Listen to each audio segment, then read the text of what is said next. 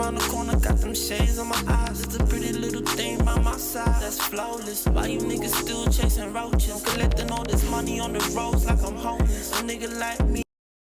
Welcome back, everyone. This is Nicardo Media House, doing the preview for the Jamaica versus Mexico, the big bad game in Las Vegas tomorrow. Super excited, man. Can't wait. It's a joy. It's really a joy. Even for doing videos like this, about my country. I'm a proud Jamaican, a proud reggae boy fan. Always a pleasure for someone call me a Jamaican, and just embrace the whole culture and the vibe that Jamaican people shares around the world, and stuff like that, and the legacy that Bob Marley and Usain Bolt carry on over the years, and many others celebrities and entertainers. But today at the big bad preview for the big game gonna take place tomorrow. We know on ready for it, cause you don't know, a lot of speculation being going on. But I just want to say this, on the fans' perspective, like, watching others podcasts and other videos on YouTube and stuff.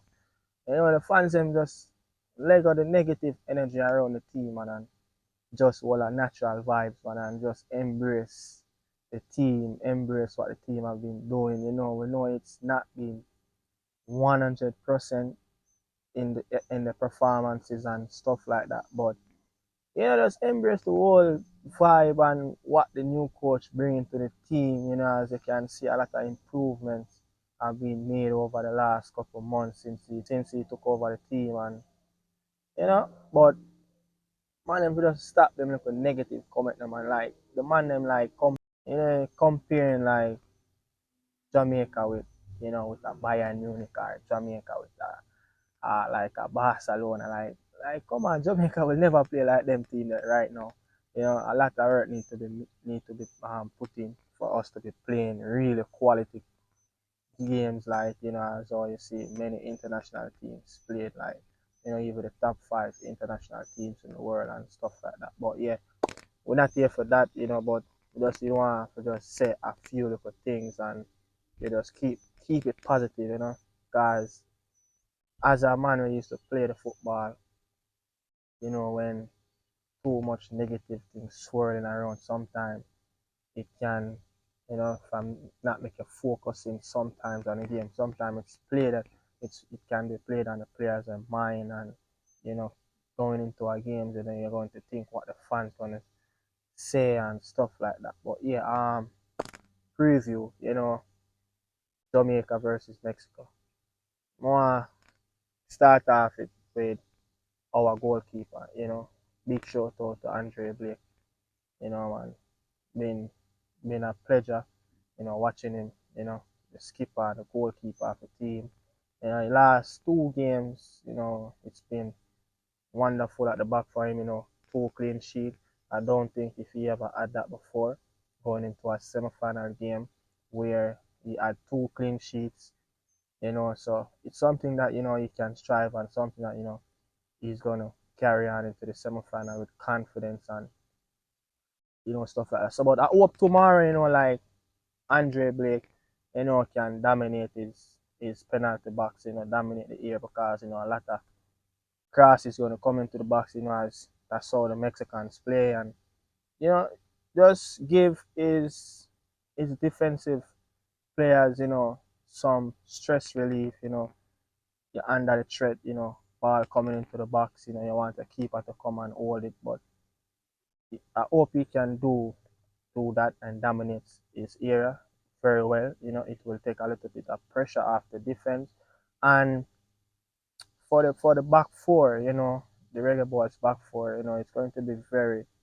very important that we keep our shape for that game, as Central American teams, they normally be known for ball movements, running space 12, and second man ball, But Central American teams, always been known for off the ball movements, running in space, running in channels, even though they don't have the ball, you get you confused sometimes. So our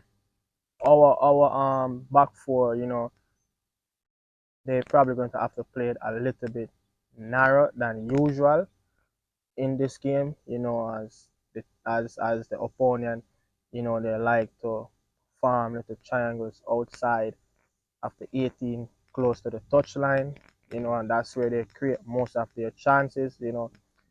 If you remember that game that played in the Azteca in the Nation League, that game which I think was draw 2-2, that build up with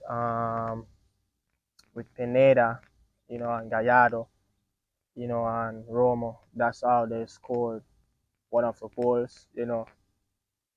Our central midfielder didn't really cover the back four because the right back, which was Javier, but have to push out, and he get caught up, and there are a lot of spaces behind, so they could make a little triangle and form a 1-2 pass, and that ball come inside the box, and got a little deflection and they scored. But stuff like that, we're going to have to be very aware of that.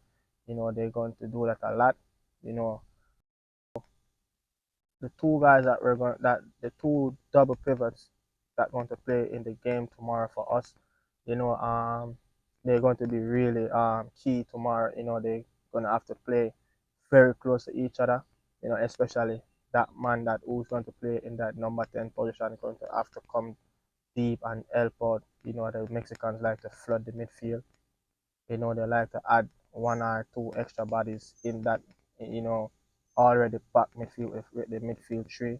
So when that ball, building up on the flanks, either the right side or the left side, those central midfield players, we can't be drifting too wide. You're going to have to communicate with the back four, especially the wing back and that center half, the closest one with, because if you go too wide in that area and you get beaten, it's going to leave much more room in that midfield. And the Mexicans, they create through their midfield a lot. In this tournament, the Mexicans create I think over, like, I think it's 31 or 32 chances created from midfield areas, guys that will start, and midfielders that's coming off the bench. They create like six, I think it's six, chances coming off the bench on the tournament so far. So yeah, they're very creative in the midfield. Even the CDM can create and stuff like that. But it's going to be really crucial tomorrow for those two guys in the middle. They're gonna need help, especially from both wingers. Leon Bailey and Damarai, that's gonna play the wing areas. They're gonna have to track back a lot. Even when the back four is played a little narrow, you're gonna have to stick with your runner. It's going to be a lot of running. Guys gonna be tired, but I want to see someone in that midfield that when we under the pressure, the Mexican sending attacking waves and stuff like that. You need players that gonna take the ball, win it back, set the tempo, keep it a little bit, even for like a 5-7 minutes. It's hard to keep the ball playing against the Mexican team. They press high up the field. They're trying to hunt the ball in packs, in fours and threes. So it's going to be very important. We can get a player in that midfield who can hold up the ball, set the tone of the game, trying to slow down the game, because you don't want to go end to end with a Mexican team. They're very dangerous. Moving end to end. You saw that game with Guatemala in the first half. It was really end to end, and they like to strive on that. That's what they need. That's what they like. They want team to come at them so they can play end to end. If you watch the Mexican league, everything is 1v1. So that's how they play the game. But we don't want to do that. We want to slow down the game, play it at our pace, play it at a pace where we more naturally comfortable, can create. That's like how we did in the second half of the Guatemala game. We take the sting out of the game, slow it down, and just start to move. And we just do our thing. And I wanna say this. Damarai is the talk of this Jamaica team. He's the one that performing. He's the one that's creating, scoring, and stuff like that. The Mexicans, they're gonna double team Damarai. The right back, that's Jorge Sanchez side. He's gonna go down, and Antuna always played on that right side. And Chavez, the midfielder, he always cover the right side. Whenever the right back push up. So I know players they're gonna try to double team because they coming into this game know that Damarai is the one that is a danger man for Jamaica. So yeah, it's up to us when Damarai get the ball, how we can create space for him. And one of the best way I feel that, Jamaica can create more spaces for Damarai, especially when you got double team, is, that left back, Amari Bell, he push up trying to overlap, Mikel Antonio can drop deep, trying to just link up. He can play like a 1-2, one of the central midfielder or the number 10, who I think maybe Bobby Reed can play a little bit more closer on each side. So if the ball is on the left, he play most closer to Damarai. So if Leon Billy have the ball on the right, he played closer. So he always got support and always have option even on that right side, whoever playing that right back. So it's going to be key on how Mikel Antonio played across the line, trying to support both wingers. And that number 10 position going to be very important, and how we break out in transition, because when the ball is in our defensive third and that midfield can get the ball, and that number 10 should always in spaces where he can find our wingers or our striker. I know Damarai is going to be left wide sometime because both Mexican wing backs they go high, and Mikel Antonio coming up against those two Mexican defenders. Either they play two at the back or three. They normally have like Alvarez or Montiel or Vasquez. And I just want to say this about their centre back. They always have a couple of mistakes in them. So if we can time our press game sometimes, we can press them sometimes. You see that game against Haiti, you see that game against Costa Rica, if you can press them sometimes, you're not going to press them all the time. You want to keep them, away a little bit, shape them and put them into a channel where, they have to pass the ball to players that really uncomfortable, even though the Mexicans, they're very comfortable on the ball. They're very comfortable on the ball, and that's how they create. But if we can put them under a little bit of pressure and be aggressive, let Mikel Antonio be physical, give him that ball, let him run that channel, let him coming up with accurate long ball and stuff like that. Over the years, Ochoa he has problem come keeping balls in the air, trying to dominate. He makes a lot of mistakes in that area. So, that's something to look out. He struggle with air balls, when powerful physical strikers coming up against him, trying to jump and leap. He struggle with that, especially with corners and stuff. Even the both Mexican center half or the back line, they struggle with crosses coming to the box. You saw that even when we played them in Kingston, that ball with Leon Bailey scored. You saw that when Bobby Reed scored that wonder goal in the Azteca, a long ball come up, Nicholas jump and, it deflect and Bobby Reed just take a snapshot, from 30 yards out and score.